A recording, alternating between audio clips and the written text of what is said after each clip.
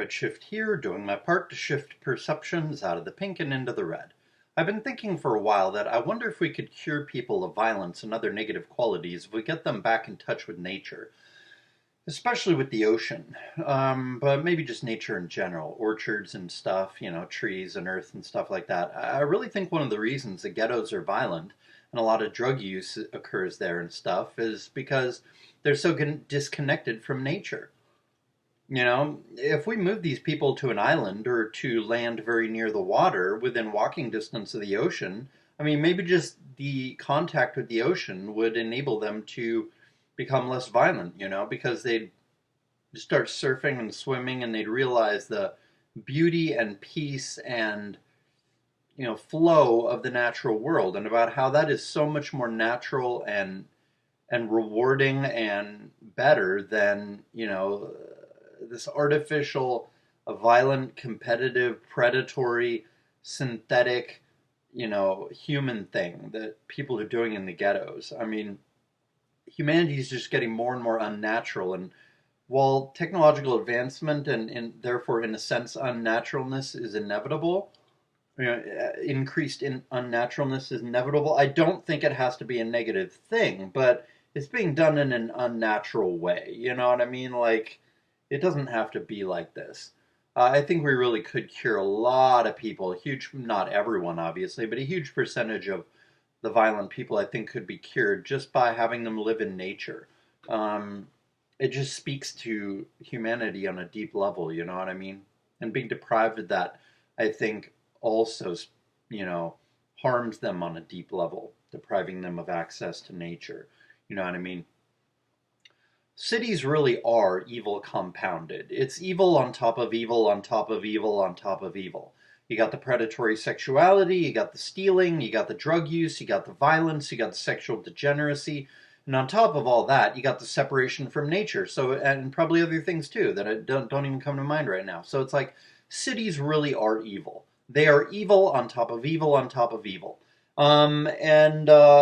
The bigger a city is, the more densely populated it is, and the poorer it is, the more this is true, right? The more poor it is, the more this is true, and the more densely populated, the more this is true. And in a densely populated city, you're going to have a big percentage of people that are poor, even very poor.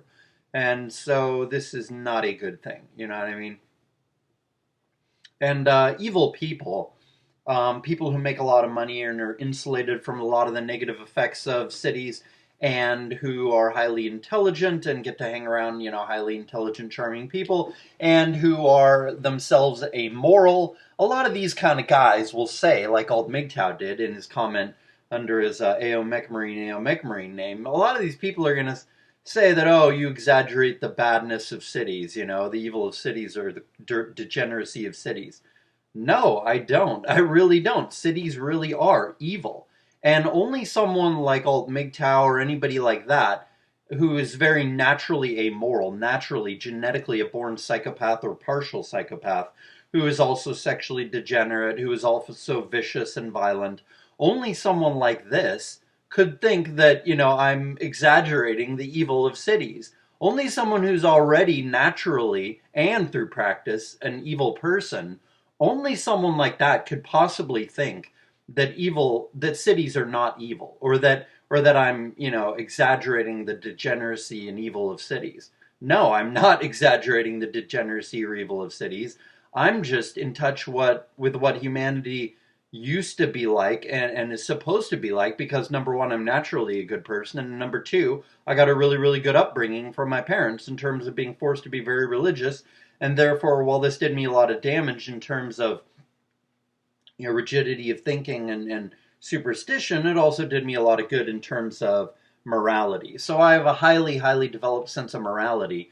And not in like an artificial way, but I like genuinely care about people, So only someone like me can really see, and someone who's also not 15 or 20 or something, and therefore grew up in this degenerate world and therefore thinks it's normal. Only someone who's older and who is raised to be highly moral and has the genes of morality just naturally, only someone like me can see what humanity used to be like and really realize how truly evil things have become. A lot of people have no fucking clue how unnatural all this is, and how just totally psychotic and evil it is. They make excuses by claiming, oh, well, that's just Darwinianism, it's always existed, as if morality never existed, as if we never used to be in touch with nature and are totally separated from it now. I mean, it really is completely different now compared to how it used to be a couple hundred years ago. Completely different. And like I said, the more densely populated and the more poor a city is, the more it's true that a city really is evil on top of evil. So if you're talking about the ghetto of a really big city where it's densely populated and very poor and separated from nature, and you got drug dealing and regularly happening all over the place, and you got regular violence and gangs over the drugs and other things, and it is a case of just evil on top of evil on top of evil on top of evil. It's really astonishing that people even live like this. I mean, who the fuck wants to live like that when they could instead try to overthrow the government and then live a much better life after the government is gone? I mean, the only thing that makes this possible is people being born into this, and thus they think it's normal. People who knew better times die off, and then other people are born into this, and to them it seems normal because they've never known anything else, because they were born into it. But of course that doesn't make it any less psychotic and abnormal. If you could introduce these people to a decent standard of living, get them in touch with nature, have them live in an area with a lot of wild nature, and virtuous people around them, people who are kind and generous to strangers and monogamous and all the rest of it, if they could live in a place like that, then I think most of these people who live in these insane ghettos, these people would become radically different people. They're radically better people. Whether they're normal good people in a ghetto or they're gang members and stuff. I think both kinds of people would massively improve by living in a moral, natural place surrounded by nature.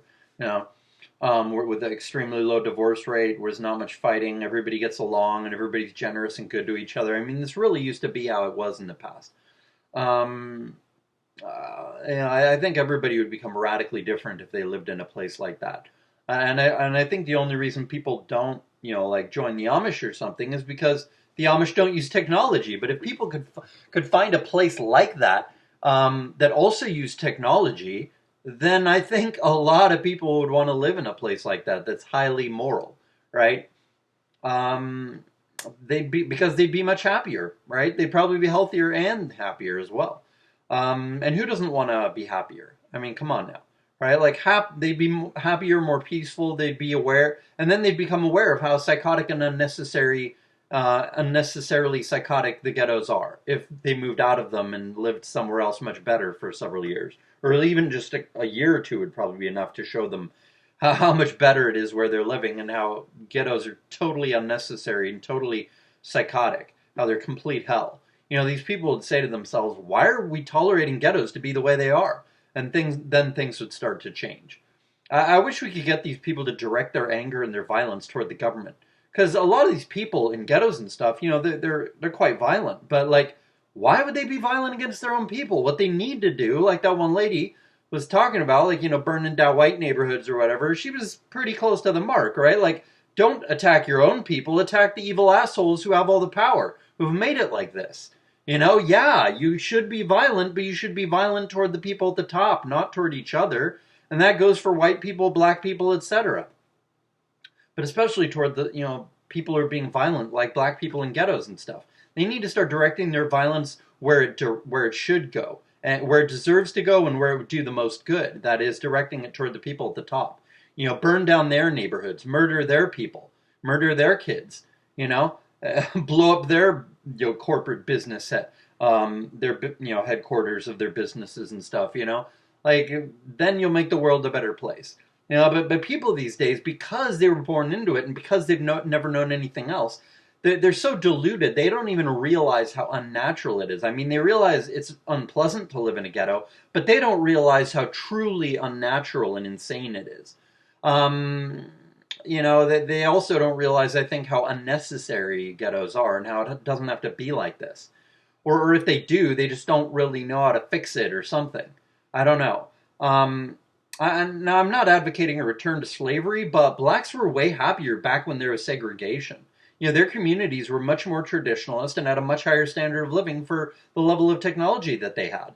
Like now they have a 71, 72%, whatever it is. I think it's 71% rate of single motherhood in black communities. Now, in the past, it was still really high, but it was only 25%. That's high, but it's way lower than it is now. Their communities were much more traditionalist and they had a much higher standard of living. Other than not having today's technology, they had it much better back in the 1950s. Blacks did. They want to act like we made progress and like, freedom and civil rights and all this bullshit, but no, we haven't made progress at all. How is it more progress when they have more freedom, technically, according to the law and stuff, but most of them have a much, much lower standard of living and much less morality and much less happiness? How is that freedom? How is that progress? Under anarcho-capitalism, blacks and every other minority group would be much more prosperous and more able to start their own businesses. Their parents would have much more authority to force them to be good, and thus they'd have higher morals when they grew up, thus preventing a lot of societal dysfunction that exists today, which did not exist as little as like 70 years ago, even 50 years ago. And if they wanted to live in white areas that were more prosperous and whites were willing to let them live among them, then whites could set high moral standards for those blacks so that those blacks did not cause problems and also did not have to live in ghettos, did not have to live in hell, but were instead able to live nice middle-class lives. There could very well be indentured servitude under anarcho-capitalism, but it would almost certainly be much freer, happier, safer, more moral, and more prosperous than the so-called freedom that black people today have when they live in ghettos. Slavery is just a word. If you're an indentured servant, but you're getting a decent standard of living and have a lot of freedom and a happy life, then aren't you much less a slave than someone who is supposedly technically free, but who has to live in a community that is very poor, very miserable, very violent, very degenerate, very drug-ridden, etc., and just generally unvirtuous and miserable in every way? Everyone would be happier under anarcho-capitalism. Everyone from the very top of society to the very bottom of society. And let's say whites didn't want to let blacks into their communities under anarcho-capitalism. Well, then the smart, peaceful, moral blacks could separate from all the rest of blacks and form their own little communities and keep other blacks out.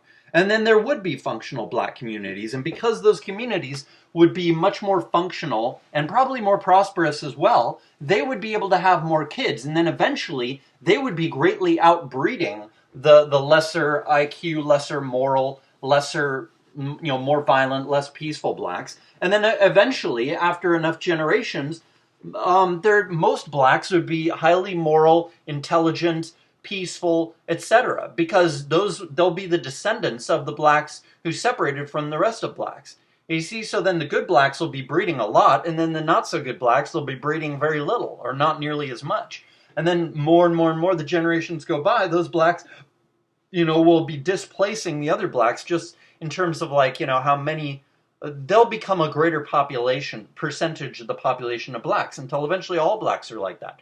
And then there'll be no more problems. You just got to let nature take its course and use sound money so that the smart, peaceful, moral, cohesive people can breed the most and then, outbreed the bad people. And then the bad people just naturally go the way of the dinosaur because of just natural, breeding. Not breeding as much, This has been Redshift. I hope someone got something out of this. Peace trucks for unvirtuous, cowardly, promiscuous statists.